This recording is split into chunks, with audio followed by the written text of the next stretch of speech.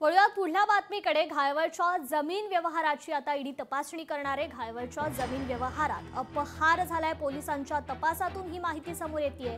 पोलिसांनी ईडी सोबत पत्रव्यवहार केल्याची ही बातमी आहे। पुणे पोलिसांकडून निलेश घायवळने केलेल्या जमीन व्यवहार संदर्भात काही अपहार झाल्याप्रकरणी आता तपासात निष्पन्न झाल्यावर ईडीशी पत्रव्यवहार केला गेलाय। त्यामुळे आता निलेश घायवळ जमीन व्यवहारात ईडीकडून तपास सुरू होण्याची शक्यता वर्तवण्यात येते।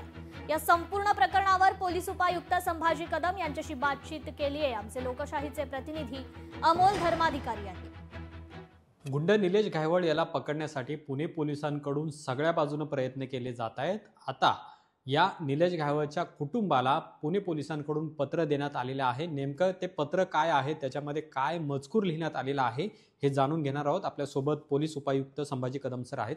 सर, अनेक पर्याय आपण म्हणजे अवलंबतोय की निलेश घायवळ कशा पद्धतीने आपल्या ताब्यात येईल।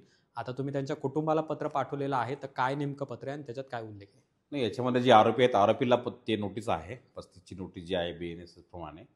तर गुन्ह्यामध्ये सहकार्य करण्यासाठी किंवा तपासामध्ये सहकार्य करण्यासाठी ती कायदेशीर नोटीस आहे। ती नोटीस आम्ही पोलिसांनी जे तपासी अधिकारी आहेत त्यांनी त्या आरोपीलाच बजावलेली आहे। परंतु आरोपी घरी नसल्यामुळं त्याच्या घरी त्याच्या पॅरेंट्सला ते नोटीस बजावलेलं आहे। त्याच्यामुळं ते नोटीस ही आरोपीची आहे, पॅरेंट्सला नोटीस नाही ती, परंतु त्याचं रिसिव्ड जी आहे ती पॅरेंटने घेतलेली आहे। कधीपर्यंत त्याला हजर राहा अशा पद्धतीच्या सूचना त्याच्यामध्ये दिल्या? त्याला लवकरात लवकर हजर होण्याची सूचना दिली आहे। आज एक त्याला तारीख दिली होती, बाकीचे काही गुन्हे आहेत त्याला वेगवेगळी तारीख आहे। तर ती नोटीस आरोपीला कायदेशीररित्या आपल्याला बजावावी लागते।